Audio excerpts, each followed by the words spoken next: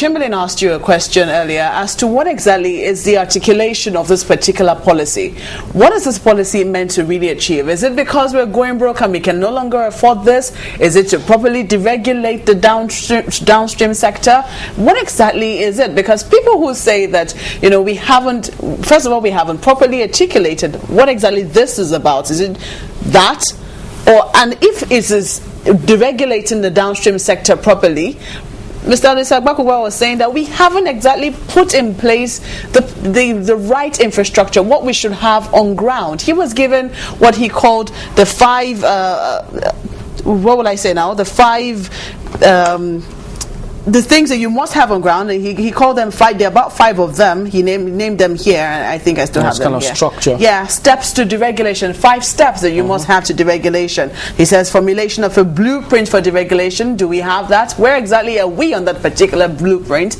I'm sure that would help a great deal if we could have that alongside this particular scheme of the government, this SURE scheme, so that people would know what exactly this particular policy is about. I don't think there's enough understanding out there about what exactly this is on, even from economists. Can you read the remaining 4? Yes. Blueprint for deregulation. Yes, it says formulation of a blueprint, a sectoral reform policy, monetary, fiscal, and financial policy reforms, restructuring the civil service, justice sector reforms, legal and regulatory framework, actual privatization, and commercialization. Are we at the last one now? You see, as you read out all those 5, I don't know the context in which Mr. Agbakuwa said them. I have great respect for him, of course. He's actually a close friend of mine. But sometimes that's why I said today I was running away from all this high polluting language. But all I can assure you is that all those elements are actually in place.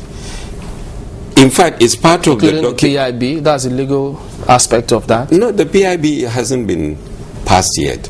But that is, at least if you take the draft PIB, it shows you the amount of work that government has done to contextualize and practicalize what needs to be done. That should be one of the first things that should have been done. If you will get investors. No. You see, there are certain things that you can do within the existing laws. If you have to wait until everything is perfectly in place, government will never function. You have, first of all, a clear blueprint. As I came into the studio today, you brought out the Vision 2020. You are because I had come here and discussed. Yeah, I was going to ask you the Vision if we envisage removal of fuel subsidy in this particular blueprint that you gave us. The vision document envisions a reformed petroleum sector, and if you look at it carefully, you will see a petroleum sector, an NMPC that is similar to any of the competitors, the national oil companies that are operating on commercial basis, that become really the toast of the petroleum industry. But you do not seem to envision it in 2012, because if you look at what you have on page 42, when you look at what you have for 2010 to 2013, it doesn't seem that, some of the indices here don't exactly seem like we're actually preparing for what might happen in 2012. Difficult times, inflation will go up, and even the amount of investment, it looks like it was the same thing we were expecting for 2011, we're also expecting for 2012. If you take the vision document, even our own is quite much more detailed than you will find. Take the Indian document, take the South African document. In the vision statement itself is much usually shorter, but we have a 4-year plan to implement that vision, which is called the First National Implementation Plan.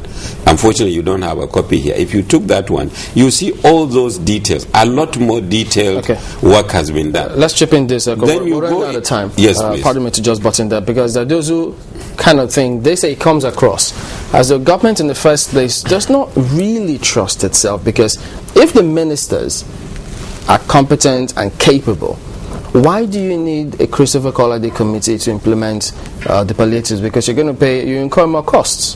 There'll be hotel bills, there'll be allowances, That's more cost. And who will they even rely on in terms of the information they get? Isn't it the same ministries and ministers that will get information about, for instance, the rail sector you talked about? Will they get their cooperation? Because they may assume as though, well, if you have a committee, what do you need us for? Well, this is in fact a very good question, and I'm happy you've asked it. The government trusts itself very much. We know that there is a lot of distrust from the Nigerian public, and this board is aimed at two things, two or three. First of all, to establish some more trust. Say, okay, if you don't even trust us as government, we will bring in some people outside government to sit on the board to ensure that this promise that we have made to you to implement the SURE program is being implemented according to whatever has been agreed. And these are people of great integrity and practical experience. People like Kolade, people like General Mamman Kontagora, and so on and so forth. So that's the first level. Also, these representatives of various interests, because this is a national issue. You bring zonal representative, you bring in labor, you bring in everybody. Come and be part of this. The second point is that we admit that there are sometimes the government machinery can be slow. And this is a program that must be implemented to the letter in the next 4 years. So to speed up that government machinery, you set up this structure. But in fact, there are also efforts that are being made to ensure that the capacity of government to implement. So the committee is there. It's not going to be like the PTF that General Buhari led, where it was a completely different institution outside government. So we are killing two birds with one stone. One, you are getting confidence, you are getting the trust of people, you are bringing stakeholders to see. Second, it is the same MDAs now that will be revamped. There is what is called the implementation unit that will be set up in the relevant MDAs. If it is transport, the railway and the road, the Ministry of Works will have a unit that is handling the road thing. NMPC will have, Ministry of Petroleum. So basically, the implementation will still be by government under a special program that will speed up implementation. The usual bottlenecks will be quickly resolved by government and by the board. But the board has a budget which they'll be operating on. And some people say it's kind of illegal because there's no budgetary provisions for this committee at the moment. The board there will be a small administrative budget of running the board. Yes, but otherwise these things are actually in the budgets of the different MDAs. What the structure does is to give them greater focus on delivery, to make sure that they are done. So they are not outside the normal budget. They are actually going to be implemented by the relevant MDAs. Only they are going to receive greater focus in terms of implementation. Usman, since we are closing and you're here, and we just hope that those who really go all out there in the social media should be able to get the facts right, and you say we should be careful of wary of figures we get there. Could you please just let them know the exact figure for the feeding that has been bandied around, the feeding for the presidency?